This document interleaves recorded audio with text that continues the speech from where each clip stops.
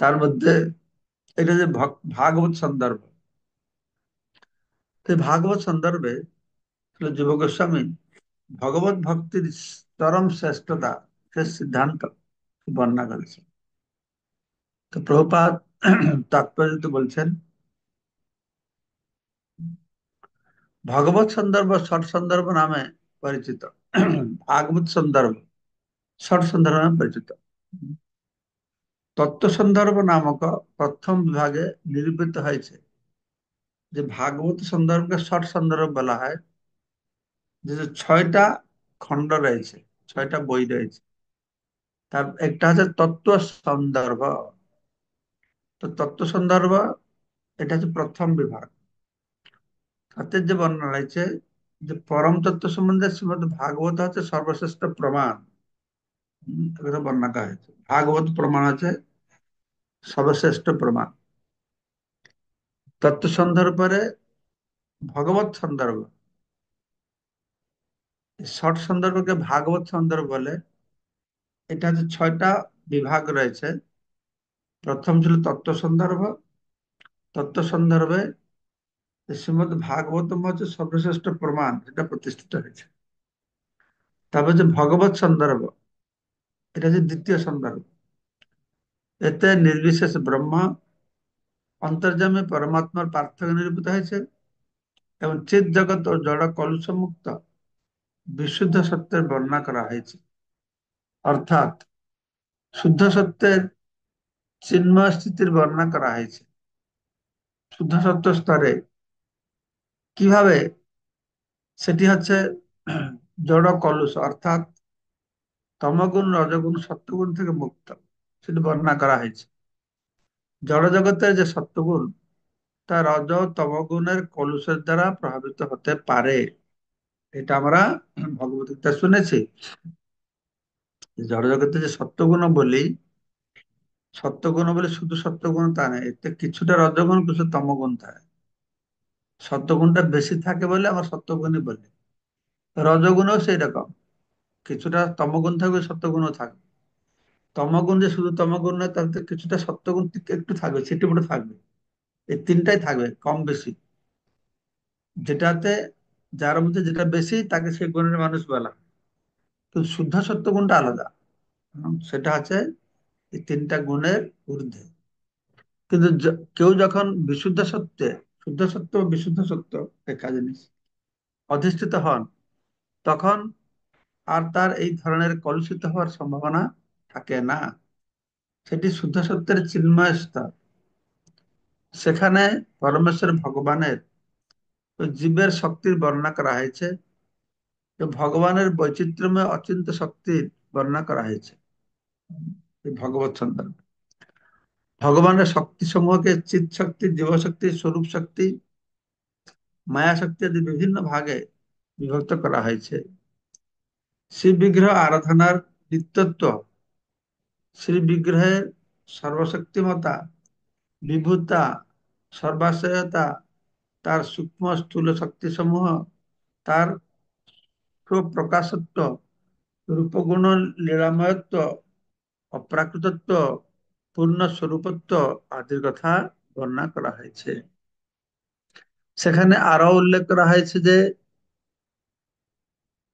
চিৎ জগতে পরমেশ্বর ভগবানের সঙ্গে সম্পর্কিত সবকিছুই অচিন্ত্য শক্তি সম্পন্ন এবং চিৎ জগৎ ভগবানের পার্শ্বদ ও ভগবান নিত্য, ভগবানের তিন প্রকার শক্তি সবই চিন্ময়। তো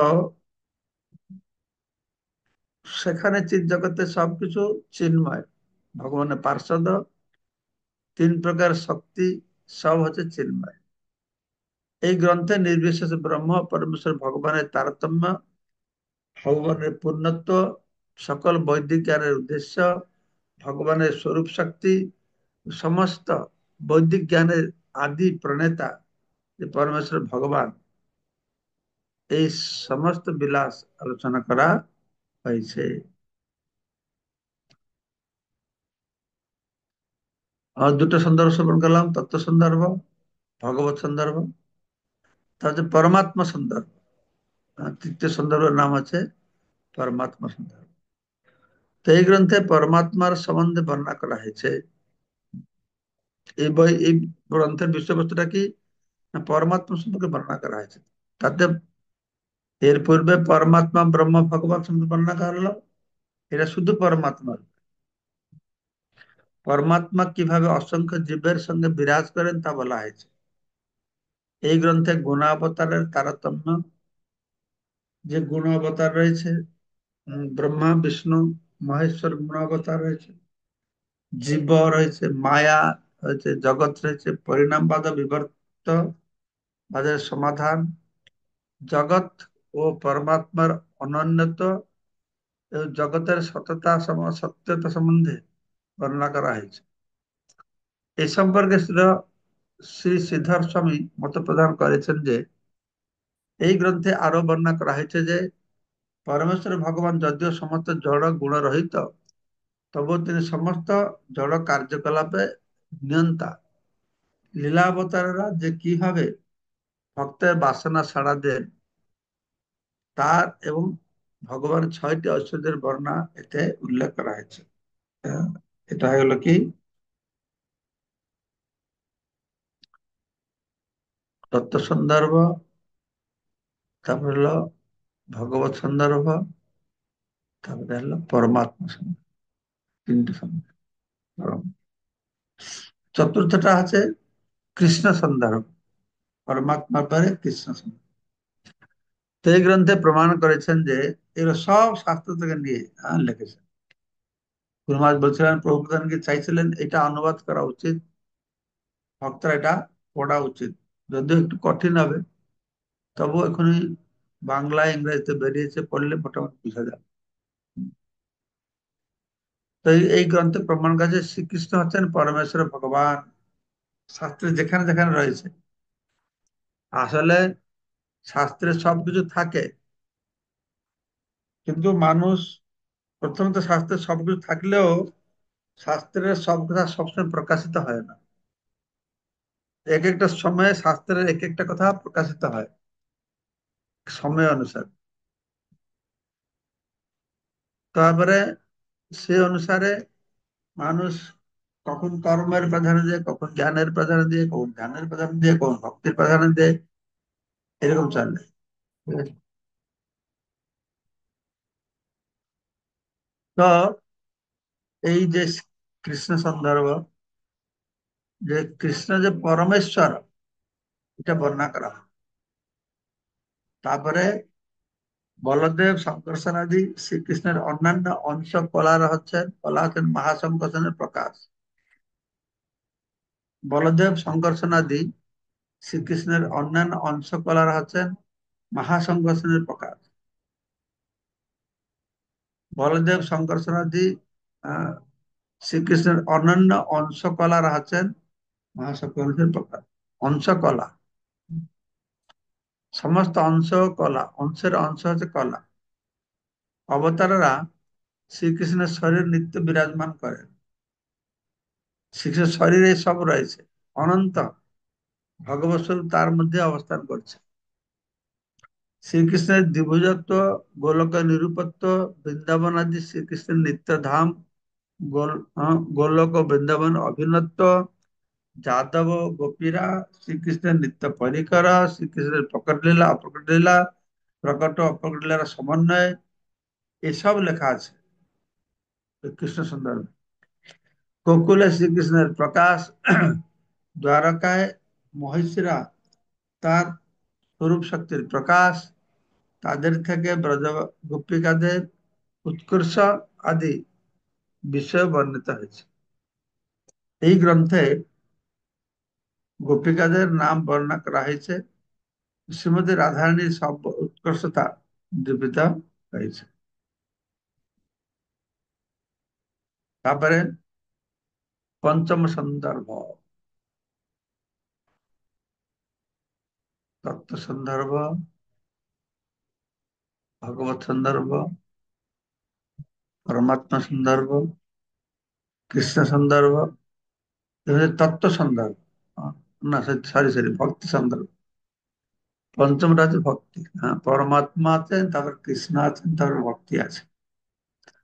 এই গ্রন্থে আলোচনা করা হয়েছে কিভাবে সাক্ষাৎভাবে ভগবত ভক্তি সম্পাদন করা যাবে এই ভক্তি সন্দর্ভে, এবং কিভাবে অদ্বয় ব্যতিরেক ভাবে সেবা সম্পাদন করা যায়, অদ্বয় আর ব্যতিরেককে জানা। এই গ্রন্থে সমস্ত শাস্ত্রের জ্ঞান, বৈদিক বর্ণাশ্রম ধর্মের আচরণ এবং ভগবত ভক্তি যে সর্বশ্রেষ্ঠ কর্ম প্রভৃতি আলোচনা করা হয়েছে। এখানে আরো উল্লেখ করা হয়েছে যে ভগবত ভক্তি বিহীন ব্রাহ্মণ নিন্দনীয়, এই শাস্ত্র থেকে একটা শ্লোক আছে। এই গ্রন্থে কর্মত্যাগ বা ভগবানে অর্পিত কর্ম অষ্টাঙ্গ যোগ মনোধর্ম প্রসূত জ্ঞানকে অর্থহীন পরিশ্রম বলে বর্ণনা করা হয়েছে, অনুযোগ করা হয়েছে। এতে বিভিন্ন দেবদেবীর পূজা থেকে ভগবত ভক্ত বৈষ্ণবের পূজার উৎকর্ষতা প্রতিপন্ন হয়েছে। দেবতারা হচ্ছে সকাম ভক্ত, কিন্তু যারা ভগবান ভক্ত হচ্ছে নিষ্কাম ভক্ত। সেই জন্য দেবতাদের থেকে দেবতাদের থেকে ভক্তরা হচ্ছে শ্রেষ্ঠ। যারা ভগবানের ভক্ত নয় তাদের কোন রকম শ্রদ্ধা প্রদর্শন করা হয়নি। সেখানে আলোচনা করা হয়েছে যে কিভাবে এই জন্মে জীবনমুক্ত হওয়া যায়, ভক্তির সন্দর্ভে বর্ণনা করা হয়েছে। এই জগৎ থেকেও ইহ দর্শক হরিদর্শক কর্মনা মনসা বাক্য, কিভাবে কায় মন বাক্য দিয়ে হচ্ছে ভগবানের সেবা করছে, এটা বর্ণনা করা হয়েছে।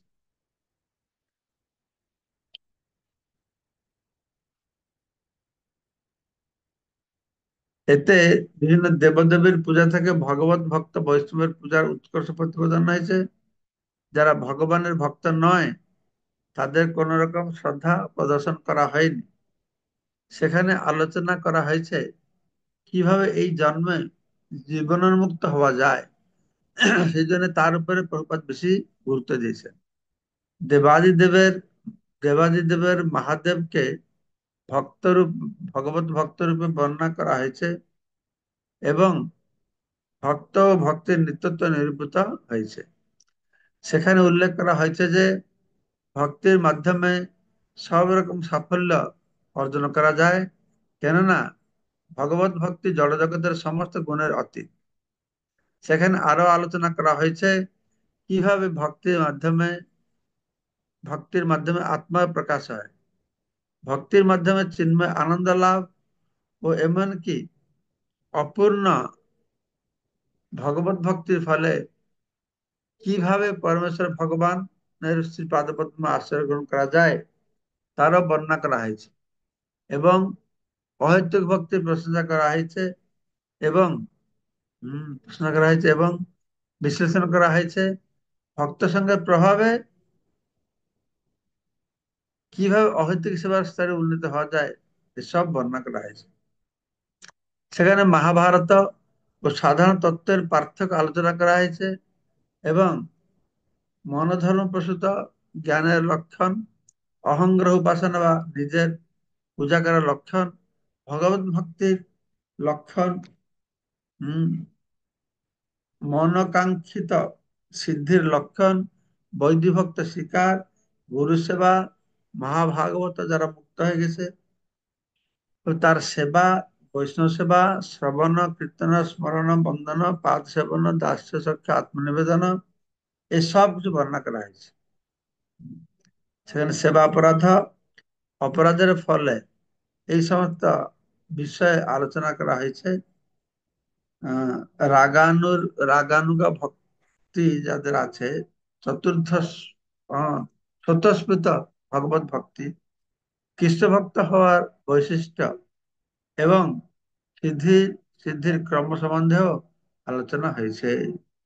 তারপর হচ্ছে ষষ্ঠ সন্দর্ভ।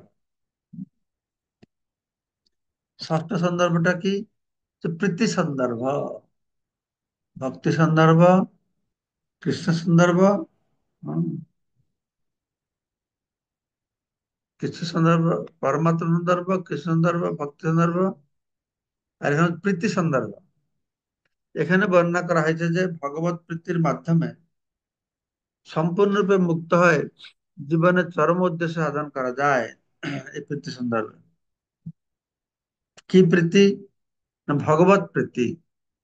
এখানে সবিশেষ ও নির্বিশেষ মুক্তির পার্থক্য নিরূপণ করা হয়েছে।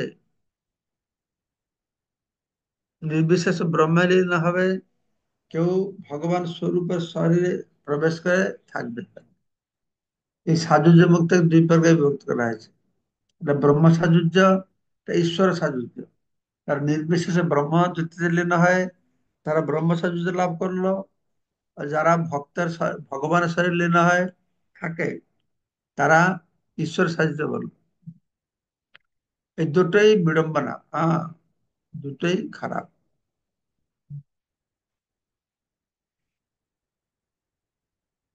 এই গ্রন্থে সর্বপ্রকার মুক্তির মধ্যে ভগবত প্রেম জনিত মুক্তিকে সর্বোৎকৃষ্ট বলে বলা হয়েছে। প্রেম হচ্ছে যথার্থ মুক্তি, সর্বোৎকৃষ্ট মুক্তি। এবং পরমেশ্বর ভগবানকে প্রত্যক্ষ ভাবে দর্শন করাকে পরম পুরুষার্থ বলা হয়েছে। পরম পুরুষার্থ কি? না কৃষ্ণকে সামনে সামনে দেখতে পারবে। এখানে সদ্য মুক্তির সঙ্গে ক্রমপর্যায়ে লব্ধ মুক্তির আহ, পার্থক্য নিরূপিত হয়েছে। এটা হচ্ছে সদ্য মুক্তি, আর এটা লব্ধ মুক্তি। ব্রহ্ম সাক্ষাৎকার ও ভগবত সাক্ষাৎকারকে জীবনোন্মুক্ত বলে বর্ণনা করা হয়েছে। বাহ্যিক তবে বাহ্যিক ও আভ্যন্তরীণ উভয়ভাবে ভগবত সাক্ষাৎকার যে সর্বশ্রেষ্ঠ, তা নিরূপিত হয়েছে। যে ভগবান কাছে না পৌঁছার পর্যন্ত সে আমরা স্বর্গে যাই, ব্রহ্মচিতে যাই, নিরাকার ব্রহ্মের উপাসনা করি বা ধ্যান যোগ করি, এসব হচ্ছে, হ্যাঁ, সব থেকে শ্রেষ্ঠ হচ্ছে কি? না ভগবত ভক্তি করা। ভগবত উপলব্ধিকে ব্রহ্মজ্ঞানের বহু উপরের বিষয় বলে বর্ণনা করা হয়েছে। হ্যাঁ, ভগবত ভক্তি হচ্ছে সব থেকে শ্রেষ্ঠ। আলোক্য সালোক্য সামীপ্য সারিষ্ঠ মুক্তির তুলনায় আলোচনা করা যায় না। যেমন ভগবান বলছেন যে মাম উপেত্য ভগবানকে যে লাভ করবে, তাকে আর এই জগতে ফিরে আসতে হবে না। তো ভগবানকে লাভ করা, ভগবত প্রেম লাভ করা হচ্ছে পরম পুরুষার্থ। বৈদিক সাহিত্যে ধর্ম অর্থ, ধর্ম অর্থ, হ্যাঁ, কাম, চতুর্বর্গের কথা বলা হয়েছে। কিন্তু ভাগবতে পঞ্চম পুরুষের ভক্তির কথা বলা হয়েছে। তো ব্রহ্ম সাক্ষাৎকার, ভগবত সাক্ষাৎকারকে জীব মুক্তি বলে বর্ণনা করা হয়েছে। তবে বাহ্যিক ও আভ্যন্তরীণ উভয় ভাবে ভগবত সাক্ষাৎকার যে সর্বশ্রেষ্ঠ, তা নিরূপিত হয়েছে। এই প্রীতি সন্দর্ভে ব্রহ্ম উপলব্ধি করা আর ভগবানকে পাওয়া, এই দুটোই আধ্যাত্মিক চিন্ময়, এই দুটোকে মুক্তি বলা হয়। কিন্তু ভগবত সাক্ষাৎকার হচ্ছে সর্বশ্রেষ্ঠ মুক্তি। ভগবত উপলব্ধিকে ব্রহ্মজ্ঞানের বহু উপরের বিষয় বলে বর্ণনা করা হয়েছে এই যে প্রীতি সন্দর্ভে। এবং সেজন্যই সেজন্য সালোক্য সামীপ্য সারূপ্য মুক্তির তুলনাত্মক আলোচনা করা হয়েছে। কারণ ভগবান বলছেন আমার ভক্ত এই মুক্তি দিলেও তারা গ্রহণ করে না। দীয়মানম ন গৃহণতি মৎ সেবনম যারা, আমার সেবা ব্যতিরেকে এই সালোক্য সামীপ্য সারূপ্য তারা গ্রহণ করে না। সাজুজ্যতা কিন্তু নরকের মতন, হুম, প্রথম থেকে দূরে থাকে। তো সালোক্য সামীপ্য সারূপ্যটা গ্রহণ করতে পারে, সাজুজ্যতা কখনো প্রশ্নে নাই। এই তিনটা গ্রহণ করতে পারে যদি ভক্তির সুযোগ আছে সেটা, তা নাহলে হবে না। সালোক্য মুক্তি থেকে সামীপ্য শ্রেয়, বুঝতে পারলে? এই যে পাঁচ প্রকারের মুক্তি আছে, সাজুজ্য মুক্তি তো ব্রহ্মজ্যোতিতে থাকবে, বাকিগুলো তারা বৈকুণ্ঠে প্রবেশ করবে। সালোক্য মানে কি? না যে বৈকুণ্ঠে প্রবেশ করেছে, বৈকুণ্ঠের লোক প্রাপ্ত হয়েছে। কিন্তু যারা বৈকুণ্ঠে গেলে যে ভগবান বিষ্ণুকে দেখতে পারে তা নয়। তার মধ্যে যারা সামীপ্য কাছে থাকে, তারা ভগবানকে সেবা করতে পারে, দেখতে পারে। নাই তো এমনি শাল্যক্য সেই ধামে গেল, সারূপে ভগবতের রূপ পেল, শাস্ত্রী ভগবত ঐশ্বর্য পেল, এটা পেয়েই থাকবে, বাস। কিন্তু ভগবানের যারা সামীপ্য মুক্তি পেয়েছে, ভগবানের কাছে থাকে। তো এই গ্রন্থে এই শাল্যক্য, সামীপ্য, সারূপ্য মুক্তির তুলনামূলক আলোচনা করা হয়েছে, আরো ভালোভাবে জান। শাল্যক্য মুক্তির থেকে সামীপ্য মুক্তি শ্রেষ্ঠ। ভগবত ভক্তির মুক্তি আর উপাদেয় তো আলোচনা করা হয়েছে, কিভাবে তা লাভ করা যায় তাও ব্যাখ্যা করা হয়েছে। ভগবত ভক্তি স্তরে অধিষ্ঠিত হলে জীব যে চিন্ময় স্তরে অধিষ্ঠিত হয়, সে কথা এই ভগবত প্রেমের যথার্থ স্থিতি সম্বন্ধেও আলোচনা করা হয়েছে। এর সব প্রীতি সন্দর্ভের কথা। চিন্ময় প্রেমের তটস্থ লক্ষণ, তার উন্মেষ, তথাকথিত প্রেম ও ভগবত প্রেমের পার্থক্য। তথাকথিত প্রেম একটা কি, ভগবত প্রেম কি পার্থক্য আছে, বিভিন্ন প্রকার রস ও ব্রজদেবীদের কামের শুদ্ধ প্রেমত্ব সম্বন্ধে বর্ণনা করা হয়েছে।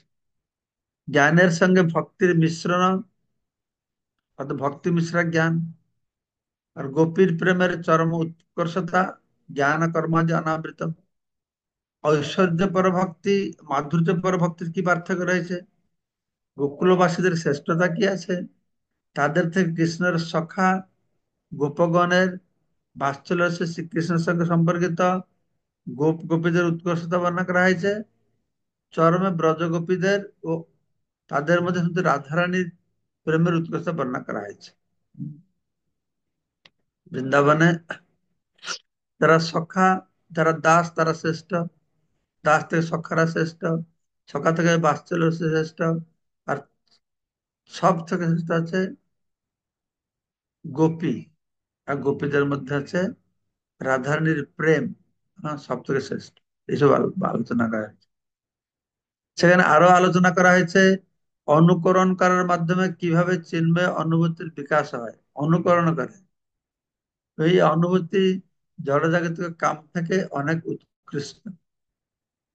তাছাড়া বিভিন্ন ধরনের দিব্য ভাব, ভাবের উদ্দীপনা, দিব্য গুণাবলী, ধীর উদ্দাতাদি ভেদ, মাধুর্য প্রেমের চরম আকর্ষকতা, অনুভাব, সঞ্চারী, স্থায়ী ভাব, পাঁচটি মুখ্য রস, সাত্বিক, গৌণ রস, এসব বর্ণনা করেছেন। আবার আর রূপ গোস্বামী করেছিলেন, জীব গোস্বামী, এই সব তো আরো ব্যাপক বর্ণনা হয়েছে। সব তো একই লাইন ছিল, একই লাইনকে সব তো মহাপুরুষ শিক্ষাকে নিয়েই করেছে, তাই না? সবাই ভিতরে সামঞ্জস্য রয়েছে। তো পরিশেষে রসাভাস কি, শান্ত কি, দাস্য কি, সখ্য কি, বাৎসল্য কি, মধুর কি, সম্ভোগ, বিপ্রলম্ব, পূর্বরাগ, মান, প্রেম বৈচিত্র্য, প্রবাস এবং শ্রীমতী রাধারানীর মহিমা বর্ণনা করা হয়। এইটা হচ্ছে প্রীতি সন্দর্ভ।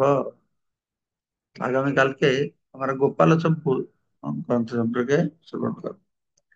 এইখানে রহিল গ্রন্থ অমৃত লহরী, বদন বলিয়া সবে বল হরি হরি। হরি বল। হরে কৃষ্ণ মহারাজ, দণ্ডবত প্রণাম মহারাজ। মহারাজ, এই জ্ঞানী যখন তার যোগে সফল হবেন, তখন তিনি ব্রহ্মজ্যোতিতে যাবেন। ওটাকে কি মহারাজ ব্রহ্ম সাযুজ্য বলছে মহারাজ? হ্যাঁ, এটা ব্রহ্মচারী।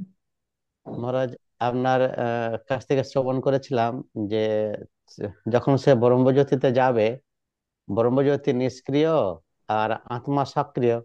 সে ব্রহ্মজ্যোতিতে আহ অনাদিকাল থাকবে, তারপরে আবার ফিরে আসবে এই ভৌতিক জগতে।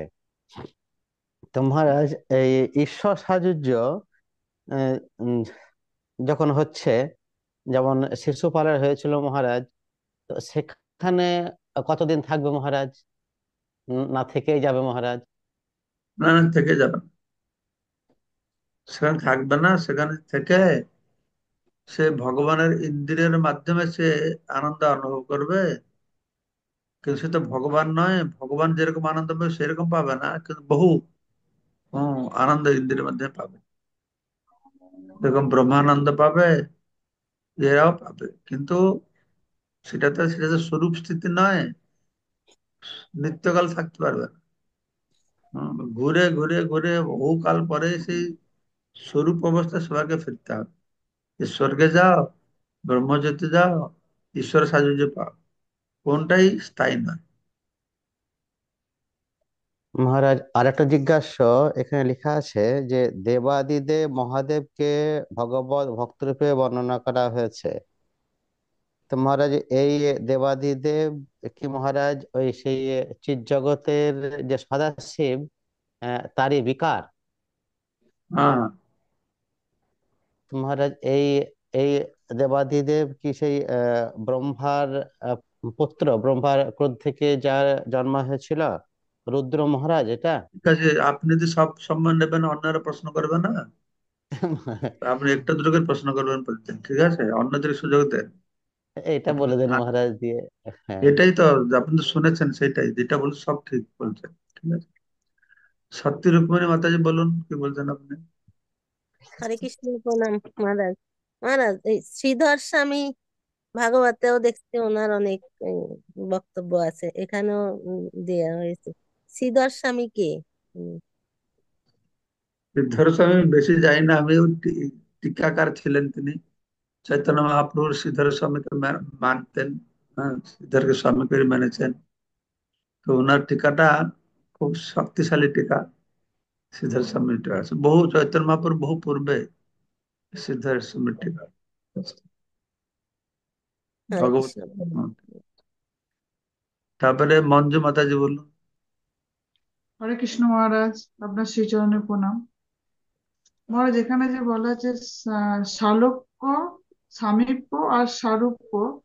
শালক্য তো মহারাজ চিন্ময় ধামে প্রবেশ করা, মুক্তি। আর সামীপ্য হচ্ছে ভগবানের কাছাকাছি থেকে ভগবানের সেবা করা। আর সারূপ্য হচ্ছে ভগবানের মতো এক সমান রূপ পাওয়া। মহারাজ, এই যে আপনি যে বলেন 5 রকমের মুক্তি, আর দুটি মুক্তি সম্বন্ধে যদি একটু বলেন দয়া করে। হরি বল, হরে কৃষ্ণ। শার্ষ্টি, এটা হচ্ছে শার্ষ্টি, ভগবানের মতন ঐশ্বর্য পাবে, তাকে বলে শার্ষ্টি। চারটা হয়ে গেল। আর সাযুজ্য মুক্তি, হ্যাঁ, ভগবান সঙ্গে এক হয়ে যাবে। ওই সাযুজ্য মুক্তি দুই প্রকারের, এটা যে ব্রহ্ম সাযুজ্য, এটা ঈশ্বর সাযুজ্য। নিরাকার ব্রহ্মতে যখন যাবে, এটা ব্রহ্ম সাযুজ্য পেল। আর ভগবান মহাবিষ্ণু শরীরে, ভগবান শরীরে যাবে, সেটা হচ্ছে ঈশ্বর সাযুজ্য। তো ব্যাপার হচ্ছে, ভগবান শরীরে প্রলয়ের সময় যে জীবের আগে সুপ্ত অবস্থা থাকে, সেটা একটা জিনিস। আর এরা যে ঈশ্বর সাযুজ্য মুক্তি পায়, সেটা আলাদা জিনিস, দুটো একই জিনিস। 5 প্রকার মুক্তি ক্লিয়ার হলো। হ্যাঁ সাযুজ্য, মহারাজ। আচ্ছা সাজু মহারাজ, হ্যাঁ, মহারাজ বলছি যে এই যে প্রলয়ের সময় সবাই যখন ভগবান বিষ্ণু শরীরে প্রবেশ করে, তাহলে স্যার মহারাজ ওইটা কি মুক্তি? ওই মুক্তি এই এটা মুক্তি ওটা আলাদা? ওটা ওটা মুক্তি নেই, ওটা মুক্তি। ওই ও, প্রলয়ের পরে তারা কি সব সুপ্ত অবস্থায় থাকে, ওটা মুক্তি নয়। যে সাধন ভজন করে, নিরাকার ব্রহ্মে যুক্ত আছে, সাধন ভজন করে বা কোনো মার্গ পন্থা অবলম্বন করে ভগবান সে মুক্তি পেয়েছে, সেটা একটা কারণ। আর এরকম যারা প্রলয়ের পরে গিয়ে শুয়ে থাকবে সেখানে, হ্যাঁ, নিষ্ক্রিয়, সেটা আলাদা জিনিস, দুটা কি না। হরে কৃষ্ণ মহারাজ, আপনার চরণে প্রণাম। নন্দরানী কিঙ্করী মাতাজি।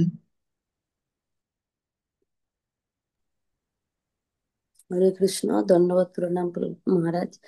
আচ্ছা, এই যে ইতে প্রয়াগরাজে যে নাগা সাধুরা যে এই তপস্যা করছে, এটা কি ধরনের, বা ওরা কোথায় যাবে, বা এই তপস্যার ফল কি বলবেন একটু? ওরা কি করছে আমি তো জানি না, কোথায় যাবে আমি কি করে বলবো? ওরা যে কি করে ওরাই জানে। তো সে তো এটা বিভিন্ন, ভুল তাহলে? যারা নিষ্ঠা করে ধ্যান করে তারা পরমাত্মাকে জানে, সেটা আমি বলতে পারি। হুম হুম। কিন্তু এরা কি করে, কেউ গাঁজা টানে, কে কি করে, আমরা তো শুনছি গীতাতে, আপনারা শুনছেন যে ধ্যান টান করতে হলে মনকে নিয়ন্ত্রণ, যে মনকে নিয়ন্ত্রণ করে থাকে, তাদের লক্ষ্য যদি থাকে যে পরমাত্মাকে পাবে, তাহলে পরমাত্মাকে পাবে। তাদের লক্ষ্যই থাকে যে ছাইটে লাগিয়ে লাফালাফি করে দেখলে দেখাবে, সেটাই পাবে। বুঝতে পারছেন? হুম হুম। হ্যাঁ, তার ভিতরে অনেক আছে, সৎ আছে, তার পরমাত্মা পাওয়ার জন্য চেষ্টা করছে। কিছু আছে হয়তো অষ্টসিদ্ধি পাওয়ার চেষ্টা করছে, কিছু হয়তো আছে লোকেদের দেখিয়ে মিডিয়ার সামনে গিয়ে লোক বেশি জানবিটির চেষ্টা করছে, বিভিন্ন প্রকারের আছে আর কি। বুঝতে পারছেন? এই হলো কথা। কিন্তু আসল যদি থাকে কেউ যারা আছে, তারা পরমাত্মাকে পাওয়ার জন্য চেষ্টা করে। ঠিক আছে,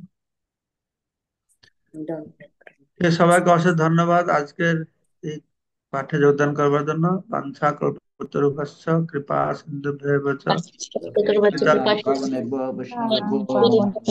महाराज प्रणाम। पतितानां पावन वैष्णव नमः। महाराज प्रणाम। पाद गुरु महाराज की अनंत वैष्णव वृंद की जय।